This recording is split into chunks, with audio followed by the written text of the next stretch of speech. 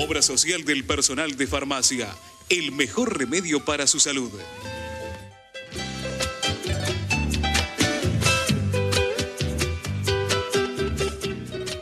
Bueno, continuamos en Proyecto Federal y fíjense cómo todo está relacionado, porque la pregunta que yo me hago, a nivel político, ¿somos obsesivos compulsivos? ¿Qué quiero decir? Si una persona que piensa políticamente diferente a lo que uno piensa dice algo lógico, coherente y demás, ¿le prestamos atención? ¿Valoramos lo que dijo esa persona?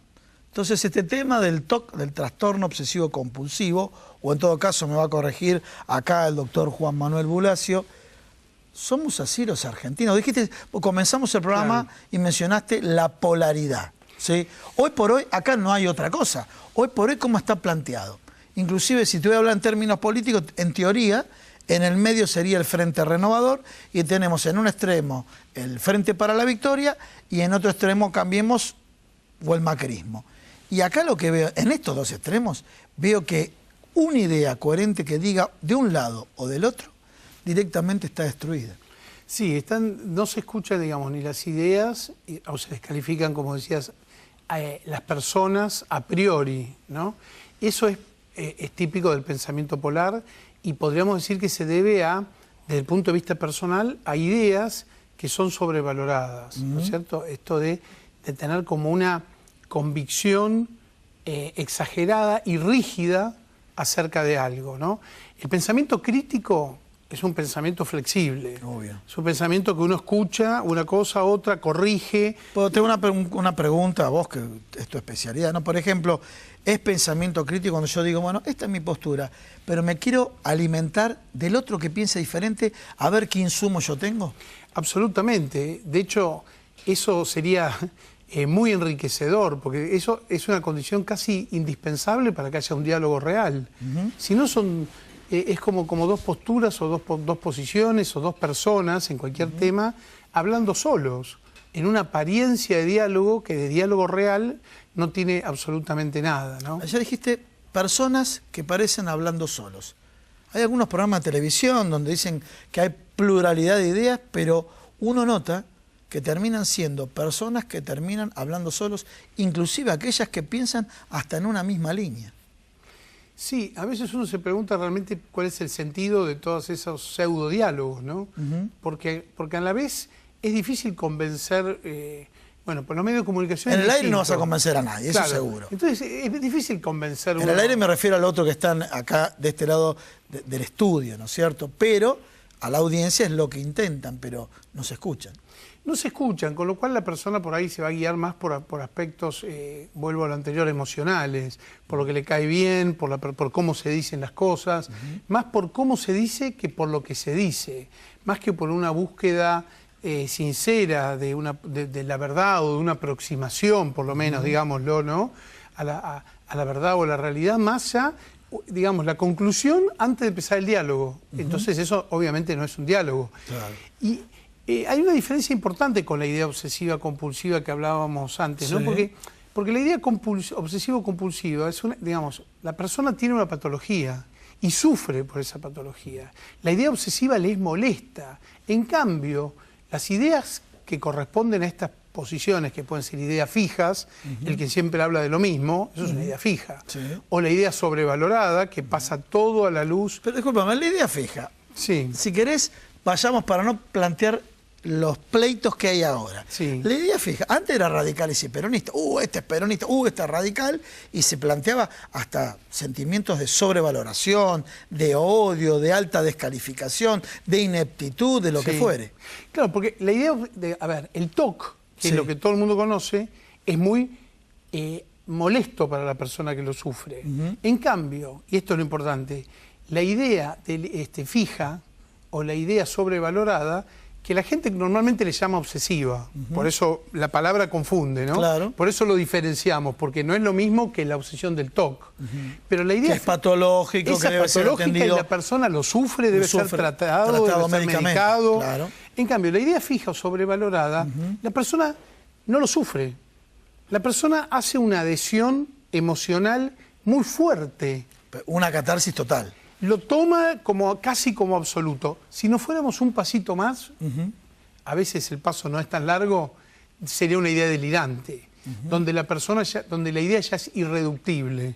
O sea, una persona ve una pared blanca y dice que es negra y la ve negra, aunque sea blanca. O sea que estaría al límite, esta idea sobrevalorada, al límite de una idea delirante. La verdad es que cuando no se utiliza con un fin manipulador, sí, en ese caso es una psicopatía, ¿no? Cuando no se usa con ese fin, muchas veces parecía estar como cerca de la idea delirante. Es tanta la convicción, es tanta la falta de posibilidad de crítica a esa idea que se le acerca mucho a la idea delirante. Por eso es que estos problemas, digamos, deben ser muy, me parece, no se suele pensar desde este ángulo, ¿no? Pero a veces, digamos, son temas que marcan muy fuertemente la cancha y ahí tiene una relación muy profunda entre la personalidad y la propia patología, y en este caso rigidez mental, con la sociedad. Es decir, el tema del diálogo entre la patología o la individual o la personalidad y la cultura, y cómo se van retroalimentando lo uno a lo otro. Es difícil hoy en día pensar todos los aspectos psíquicos fuera de la cultura. No se puede hacer, en realidad. Claro. Y lo mismo, es difícil abordar la cultura sin entender un poco más los temas psíquicos. Creo que se puede aportar mucho contenido a las discusiones culturales y sociales si se logra entender un poco más estos aspectos psíquicos, ¿no?, de la persona. ¿Y entonces qué quiere decir? Los argentinos somos polares. Polares. Sí. Estamos de un lado o del otro. A veces... En general, para no ser polares nosotros. No, pero digo, un lado, no, y a veces cambiamos de lado. O sea, lo hemos visto. A ver, te digo yo, en el periodismo. Bueno, ahí hay que ver si la cosa es por manipulación, sí, por conveniencia. Económica puede ser una. Claro, eso o cambió sus paradigmas. Claro, pero si cambia el paradigma, sí, es llamativo que el cambio sea tan fanático. Sea tan fanático. Uno está muy bien cambiar el paradigma un poquito. Me quiero detener. Está bueno eso. O sea, vos podés cambiar de ideas y demás, pero no tenías ideas de un lado con alto nivel de fanatismo para pasar al otro lado, al otro extremo, con alto nivel de fanatismo. Eso se da o con un fin de manipulación, sí, o se da en una persona que tiene un alto grado de dependencia de otro o una pobre constitución psíquica. Porque no se puede, digamos, o es manipulador o hay un problema, digamos, en la constitución de esa personalidad. Cuando el cambio es tan grande. Ahora, cuando el cambio es sutil o cuando el cambio es en algún grado, me parece que está muy bien, pero estaría bueno que la persona reconozca en ese caso que cambia, por qué cambia, cuál fue su error, no, digamos... ¿O por qué cambió? ¿O por qué cambió? Que me parece que es un signo, podríamos decir, de flexibilidad mental. Claro. O sea, la verdad que cambiar está bárbaro. Ahora, es natural, ¿no? Es natural, es aprender. ¿Cómo aprendemos si no cambiamos? Pero ¿cuál es el margen de ese aprendizaje? Ser otro, ahí ya uno desconfía, obviamente, ¿no? Ahí yo no creo que sea, digamos, que sea real, en la mayoría de las personas al menos, ¿no? Vos que hablaste de las ideas sobrevaloradas, bueno, que técnicamente no son TOC, no son trastornos obsesivos compulsivos. Si lo dije 2 veces, lo tendría que poner a la 2, sí, el TOC por el TOC. Escúchame, pero en ese tema de idea sobrevalorada, sí, ¿es el ADN argentino? Lo que pasa es que, claro, en las ideas sobrevaloradas hay tiene un alto contenido emocional. Entonces, cuando el pensamiento es polar, la idea tiende a ser más sobrevalorada, porque necesita más carga emocional para poder adherir rígidamente a posturas tan opuestas. Claro. Y uno puede observar en nuestra cultura que esto existe desde siempre. El pensamiento polar, que es como decir el pensamiento blanco y negro, o el pensamiento todo y nada, es una característica, me parece, que uno ve a lo largo de nuestra historia, lamentablemente, ¿no? Sin entrar excesivamente en eso, me parece que es uno de los grandes problemas que creo que tenemos como sociedad, ¿no?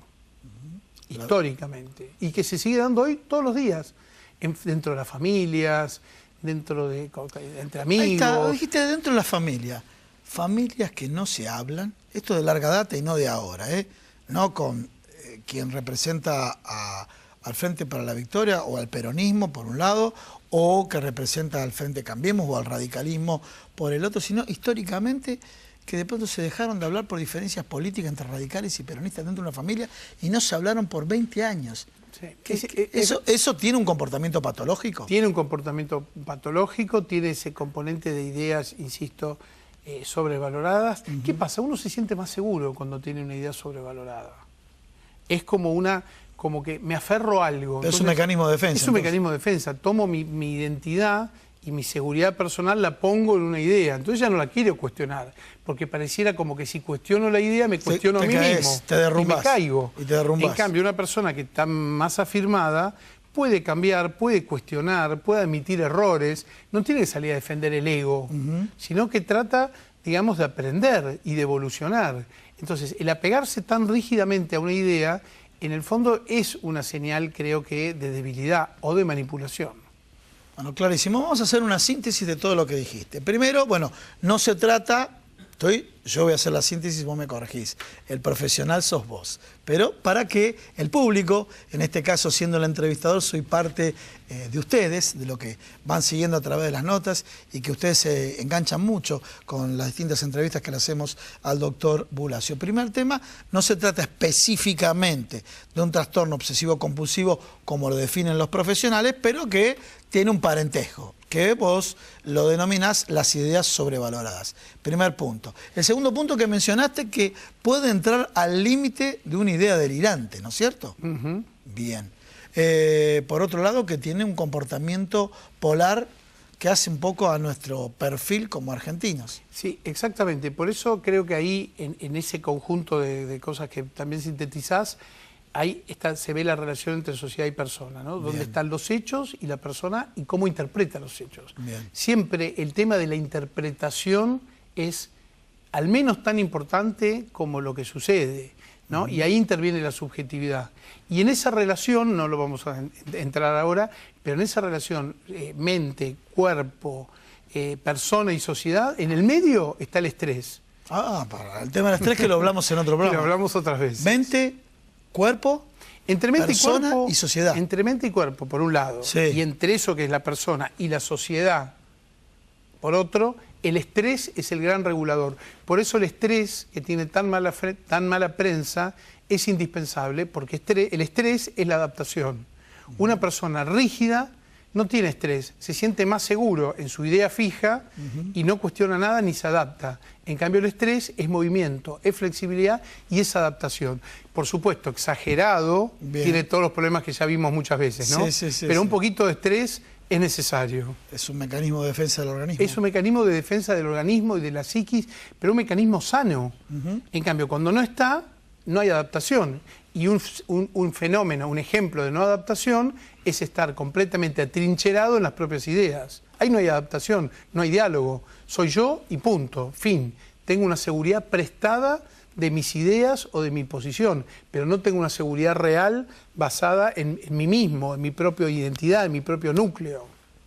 Bueno, lo vieron ustedes, ¿no? Mucho para profundizar. Realmente uno tiene que ir reteniendo los conceptos que, bueno, es un profesional, especialista en el tema y que nos enriquece. Bueno, muchísimas gracias. A vos, como siempre. Bueno, voy a pasar a otra parte del estudio porque vamos a hablar ahora de obesidad infantil con la licenciada Flavia Oliva. ¿Cómo te va, Flavia? ¿Qué contás? Bien, todo bien. ¿Todo bien? Sí, sí. A ver, yo lo planteé, tal vez vos me podés corregir si lo mío fue o no un disparate, porque el tema de la alimentación y el tema de los precios de los alimentos juega también en la conformación de cómo se cocinan las casas. Y cuando de golpe te cambian las reglas económicas, de golpe te dicen el precio del aceite se va a las nubes, no vas a tener tal producto, tal otro producto, empezás a cocinar diferente. Y todo esto influye o no en este tema tan delicado para los padres de tener un hijo obeso. Sí, eso es fundamental. En realidad la economía está muy relacionada con la alimentación y con qué comen, ¿sí? Más allá de lo que puede hacer llegar a ir a comprar una cajita a alguna comida rápida, que hoy en día son precios muy caros, lo que pasa en el día a día en la mesa familiar es que se empiezan a reemplazar alimentos. ¿Cuáles? A ver. A ver, hace poco tiempo el tomate estaba a 50, 60 pesos el kilo. Bien. Uno como nutricionista aconseja comer verduras y sobre todo en los chicos empezar a incorporar verduras. Una mesa familiar compuesta por 4 personas, medio kilo de tomate lleva. Entonces ya ahí tenemos un costo bastante importante. Claro. Las carnes lo mismo, los pescados, el pescado también. Ahora, y si bien bajó un poco el precio del pescado, que es un alimento muy nutritivo, muy rico, ¿sí? El pescado en los chicos se puede dar, sí, a partir del año. Eso es ¿La carne de cerdo en los chicos es buena o mala? Se puede dar también. Se aconseja como para variar un poco el tema del contenido. ¿Las carnes rojas? Sí, sí, sí. Se aconseja todo el consumo de carnes variado, en realidad. ¿Sí? Evitando todo lo que sea, obviamente, embutidos. Bien. Que es lo que tratamos de limitar. Explícale a la gente qué es embutido. Los El embutidos salame. Salame, salchichas, ¿sí? ¿Los patés? Los patés también tienen muchos conservantes, mucho sodio, Y mucho que contenido es la graso, sal, ¿no? digámoslo así, Sí. mucho contenido graso. Y un poco con respecto a lo del aceite, algo que hay que aclarar, el aceite no es malo, como todos piensan. Sí. El aceite en crudo, digámoslo, sin cocción, para los chicos es fundamental, para todo el desarrollo del sistema nervioso, para todo el tema del desarrollo hormonal. Necesitan Sin consumir. cocción. Sin cocción. En realidad necesitan grasas. La fuente de grasas, hay grasas que son buenas y grasas que no son tan buenas. Las grasas buenas provienen del aceite, justamente. Claro. Del aceite, de las frutas secas, de la palta, de los pescados. Pero ¿qué pasa? La gente empezó a comer cada vez menos. Sí. O a reutilizar el aceite. Uno hace una Vamos fritura. vamos despacio, ya que el tema de la semana fue el aceite, ¿sí? Entonces. Y ya que el tema de la semana fue el aceite, bueno, la gente cambia la forma de utilizar el aceite o de pronto dice, bueno, voy a reutilizar el aceite. Primera pregunta, ¿es malo? ¿Es muy malo? ¿O de alguna manera, una vez reutilizado, zafa? En realidad, para hacer una buena fritura, que es lo que uno se Sí. habla, que es la fritura permitida, por así decirlo, se tiene que usar aceite nuevo. Bien.